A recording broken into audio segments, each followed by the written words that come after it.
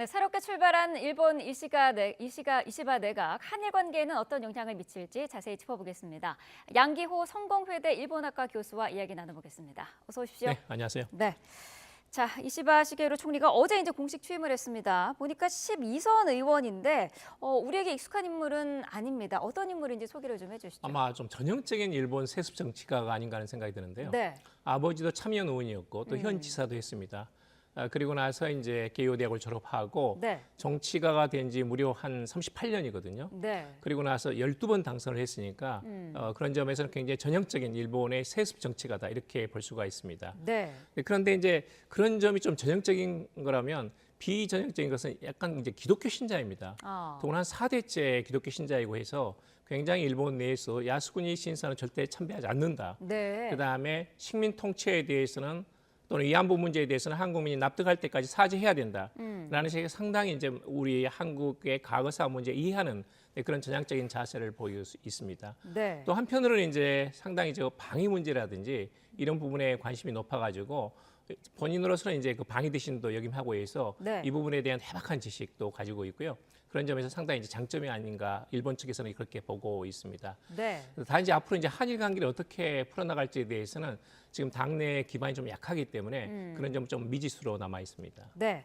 자, 새로운 내각에 대한 일본 국민들의 기대감이랄까요? 그런 게 어느 정도일지도 궁금한데 어젯밤에 일본에서 돌아오셨다고 들었습니다. 네. 지금 일본 분위기 어떻습니까? 저는 사실은 이제 생중계를 보면서 저 자민당 총재선에서 1차 투표 결과에서 다카이치 사나이가 27표나 많았거든요. 네. 그래서 아마 2차 결선에서도 당선될 거라고 생각하고 있었는데 네. 그걸 보면서 일본 이제 전문가도 이건 상당히 조금 부담이 된다. 우선 하나는 다카이치 사나이는 총리가 되고 나서도 야스쿠니 신사 참배하겠다. 네. 이렇게 공언을 했거든요. 네. 그런 점에서는 이제 한국과의 관계도 좀 더 껄끄러질 가능성도 있고 해서 부담도 되고 있고 그리고 이제 우선 무엇보다도 자민당 내의 비자금 스캔들 네. 이 부분이 끝나지 않았고 다카이치 사내는 전형적으로 이제 아베 파벌이고 여자 아베라고 불릴 정도니까 네. 그런 일본 국민이 약간 우려하고 또는 반대하는 이 비자금 스캔들을 완전히 종식시킬 수 있는가에 대해서는 다카이치 사내는 그럴 수 없을 거다 해가지고 상당히 이제 일본인들도 마음을 졸였던 것 같습니다. 네. 다행히도 이렇게 결과적으로는 이시바가 총리가 되면서 이제 끝났는데요. 그런 점에서는 일본 국민들도 기대는 하고 있지만 지금 아직까지는 이제 당내 기반도 약하고 지금 약간 이제 출범하자마자 약간 잡음이 있습니다. 그런 점에서는 이제 기대 반 우려 반 그런 것 같습니다. 그렇군요. 네. 이시바 총리는 근데 지금 시작하자마자 속도를 좀 내고 있는 것 같아요. 중의원 해산 그리고 조기 총선 방침을 밝힌 상황인데 이런 부분을 통해서 국민의 신임을 묻고 좀 의회 장악하겠다 이런 의중인 것 같아요. 어떻게 보시나요? 맞습니다. 지금은 이제 당내 기반도 약하기 때문에 총선에서 압승을 하게 되면 이제 당내 기반이 강화되는 거거든요. 네.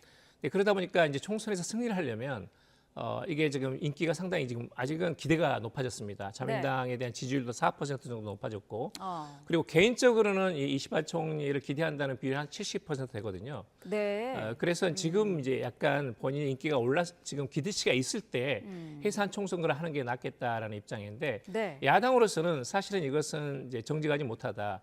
왜냐하면 이제 내각을 구성하고 나서는 적어도 몇 개월 정도는 운영을 한 다음에 네. 적절한 시점에 이제 해산 총선거를 하는 건데 지금 자민당이 압도적인 좀 유리한 상황을 만들기 위해서 전례 없는 이렇게 총리의 대취임하자마자 이것을 해상 총선거 한다는 점에서는 네. 상당히 지금 야당의 반발이 지금 크게 나오고 있습니다. 그렇군요. 자, 한일 그 양국 관계에는 어떤 영향을 미칠지도 상당히 궁금한데 말씀을 앞서서 하셨습니다만 역사 인식에서는 온건파로 분류가 돼 있습니다. 위안부 문제에 대해서는 사죄 필요성이 있다라는 언급도 했거든요. 이 부분은 어떻게 보시나요? 그 점에 대해서는 상당히 저는 어떤 면에서는 아베의 역사 인식이 약간 전환할 수 있는 바뀔 수 있는 어떤 전환점에 와 있지 않나 하는 생각도 들어요. 그러니까 아베 총리, 그다음에 스가 총리, 기시다 총리는 상당히 온건파인데 네. 전혀 그 역할을 하지 못했습니다. 그런 점에서는 어떤 그 역사 인식이 어떤 과거사에 대해서 반성하지 않는다. 또는 위안부나 강제징용에 대해서는 상당히 일본 측의 잘못된 어떤 역사 왜곡 같은 것이 지속돼 왔었는데 네. 이런 부분들이 이제는 좀 하나의 전환점으로서 사실 이제 이시바 총리는 지금까지 아베 파벌의 어떤 냉대를 받으면서 총리를 5번이나 떨어졌었거든요. 이 5번째 겨우 당선이 된 겁니다. 네. 그런 점에서는 본인이 기독교 신자이기도 하고 네. 또 과거사에 대한 발언이 지금까지 계속 지속적으로 있었기 때문에 그런 부분에 있어서는 내년 한일 수교 뭐 60주년을 앞두고 제2의 김대중 오부치 공동선언 같은 것을 우리 정부는 지금 생각을 하고 있고 그런 점에서는 어느 정도 일본 측에서 호응할 수 있는 어떤 그런 그 리더십 자체는 있지 않나 네. 또는 본인의 어떤 과거사 인식 같은 것도 어떤 친한적인 그런 부분이 있지 않나 하는 생각에서는 좀 기대하고 싶습니다.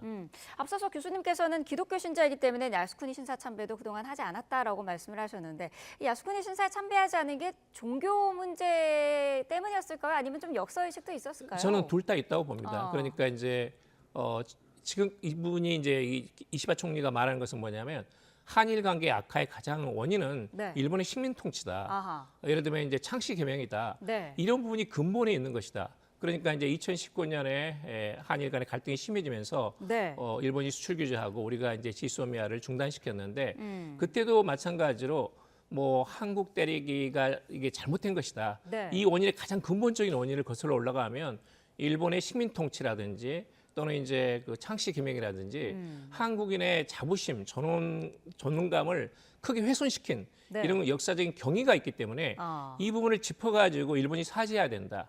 한국인이 납득할 때까지 사죄해야 된다는 그런 발언도 했거든요. 네. 그런 점에서는 모처럼 어떤 그 일본 정치가 중에서 그 아베가 만들어 놓은 그 이제 2015년에 더 이상 사죄하지 않는다. 강제동원 없었다라는 것에서 벗어나 가지고 네. 이제 전환하는 어떤 그 아베의 파벌의 어떤 흐름이 아니고 새로운 어떤 흐름으로서 역사 인식으로서의 이시바 총리 이런 것은 이제 분명히 있습니다만은 이런 부분들이 어떻게 이제 이 당내에서 지속될 수 있을지 왜냐하면 적어도 이 부분에 있어서 벌써 아베 파벌들의 지금 견제가 나타나고 있거든요. 그런 점은 앞으로 조금 더 상황을 좀 지켜봐야 될 것 같습니다. 네. 독도 영유권과 관련해서는 일본의 우익이랑 크게 차이가 없는 것 같더라고요. 2011년 같은 경우에 이제 본인이 영토 영해 위원장도 됐었고 네. 그리고 나서는 이제 당시 권철현 대사를 만나가지고 여기에 대해서 크게 항의했다라는 이야기도 있거든요. 네.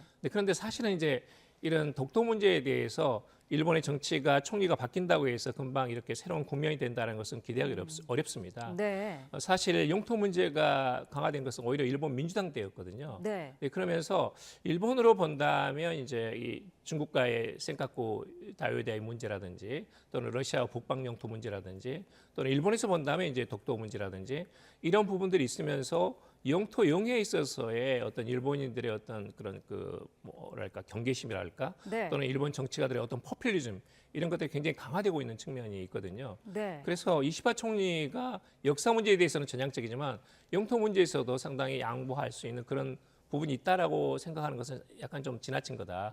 그런 점에서는 일본 보수적인 자민당 정치가 갖고 있는 범위를 크게 벗어나지 않고 있다라고 보시면 될 것 같습니다. 네.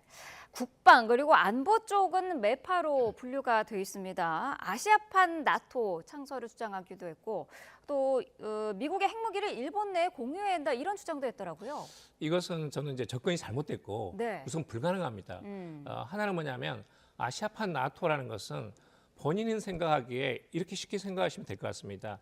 그러니까 일본은 지금 자위대는 미군이 앞에서 전투를 하게 되면 후방 지원하거나 네. 간호하거나 또는 이제 탄약 보급하거나 하는 정도이거든요. 네. 근데 그렇게 돼서는 안 되고 일본은 어디까지나 주권 국가이니까 주권 국가로서 어떤 군사적인 어떤 그런 그 능력을 발휘해야 된다는 것이고 네. 그런 점에서는 이제 미국과 아프간이나 이라크에서 공동작전하는 영국군이나 또는 프랑스군처럼 일본이 주권 국가로서 자위대의 어떤 물리적인 군사력을 행사해야 된다는 것이 이제 기본 입장이거든요. 네. 그런데 문제는 뭐냐면 이걸 그런 그 집단적인 자위권에서 일본이 정정당당하게 행사를 하려면 헌법이 개정돼야 됩니다. 아하. 헌법을 개정해야 되는데 지금 정도의 어떤 파벌 수준 갖고는 리더십을 발휘할 수가 없고 네. 더구나 이제 공명당 같은 데서는 헌법 개정에 반대하기 때문에 우선 일본 국내에서 이게 불가능합니다.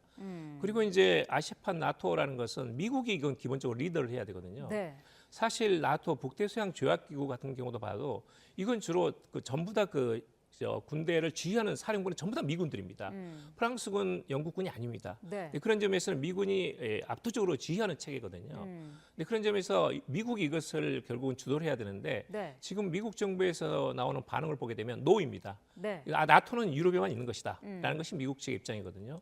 그리고 이제 이 이시바 총리가 이 파트너로서 이렇게 지목하고 있는 한국, 필리핀, 호주 같은 나라가 있는데 한국도 사실은 주한미군은 대북 용입니다. 네. 이것을 이제 중국이나 러시아를 견제해 가지고 한국이 완전히 이런 그 한미 동맹 자체가 확산이 되면서 중국을 견제하고 압박하는 또는 봉쇄하는 그런 라인으로 가기까지는 우리의 능력도 되지 않는 것이고 네. 그건 불필요하게 중국이나 어떤 러시아를 자극하는 거거든요. 근데 그런 점에서 한국도 여기에 대해서는 노할 수밖에 없는 것이고 네. 필리핀이나 호주도 겉으로 봐서는 이제 중국을 압박하는 것처럼 보입니다. 실제로는 네. 그렇지만 중국과의 어떤 물적 교류, 이 무역량이 엄청나게 많습니다. 그런 점에서 이제 견제도 하면서 또 협력하는 그런 상태이거든요. 네. 그런 점에서 완전히 이런 그 유럽식의 서구 문명이 러시아를 적으로 해서 지금의 우크라이나 전쟁처럼 그런 어떤 그 나토를 아시아판으로 만든다는 것은 지금은 굉장히 조금 적절하지 않고 네. 사실은 일본 내에서 이게 비판이 나오는 이유가 뭐냐면 우선은 미국과의 신뢰를 구축해야 되는데 신뢰를 구축하기도 전에 미국과 갈등을 벌일 수 있는 사안을 계속 지속적으로 불필요하게 발신하고 있다. 네. 그러면서 차기 총리가 될 사람이 어떻게 미국과의 갈등을 빚으면서 이런 것들을 추진할 수 있겠느냐 해가지고 여당 내에서도 지금 굉장히 반발이 나오고 있습니다. 아, 그렇군요. 예, 그런 점에서는 이 문제는 제가 보기에는 본인이 좀 신중하지 못하다. 이 부분은 적어도 낮은 자세, 저자세로 간 다음에 일단 미국과 신뢰관계를 회복한 다음에 네. 구축이 된 다음에 이 문제를 조금씩 추진하는 것이 맞다라는 것이고 그런 점에서는 이제 여러 가지 적절하지 못한 부분이 있다. 또는 맞지도 않고 되지도 않는다라는 네. 걸 좀 말씀드리고 싶습니다. 네. 어쨌든 큰 틀에서 이시바 내각은 한일 관계에 유연했던 그런 기시다 노선을 이어갈 것으로 전망이 되는데 어떻습니까? 향후 한일 관계의 기조도 좀 안정적으로 유지가 될 것으로 보시나요? 기본적으로는 이제 안정적으로